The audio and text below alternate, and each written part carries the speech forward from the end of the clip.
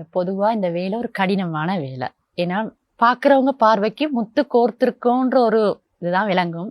ஆனால் அதில் இருக்க கஷ்டம் அதை செய்கிறவங்களுக்கு. நாங்களே இப்போ இத்தனை வருஷம் செய்கிறோம் தானே, ஒரு நேர்கோடு வரைந்து அதை இத்தனை நிமிஷத்துக்குள்ளே ஃபில் பண்ணிடுறான்னு நினைப்போம். ஆனால் அதில் செய்ய முடியாது. கஷ்டமான வேலை. இன்னொன்று, தைக்கிறத விட நாங்கள் அவங்களோட மெஷர்மெண்ட்டுக்கு அந்த டிசைனை ட்ரா பண்ணி எடுக்கிறது ஒரு சிரமமான வேலை. ஏன்னா ஒரே அளவாக இருக்கணும், நேர்த்தியாகவும் இருக்கணும், பார்க்கும்போது தூரம் இருந்து பார்க்கும்போது ஒரு அழகாக இருக்கணும்ல. இப்போ நாங்கள் அதெல்லாம் மெயின் பண்ணி செய்யும்போது முதல்ல துணிக்கு நாங்கள் அதை வரைய முன்னுக்கு அதுக்கு நாங்கள் செய்கிற வேலைப்பாடுகள் கூட. அதுக்கப்புறம் தான் நாங்கள் துணியிலேயே அதை செய்ய போகிறோம், அவங்களோட ப்ளவுஸ் துணியில். அப்போ அவங்களோட அளவுக்கு நாங்கள் செய்கிற நேரம், பொதுவாக மணப்பெண்களுக்கு செய்கிற நேரம் ரொம்பவே நேரம் எடுக்கும், நாள் எடுக்கும். சாதாரணமாக நானும் ஒரு டெய்லர் தான்.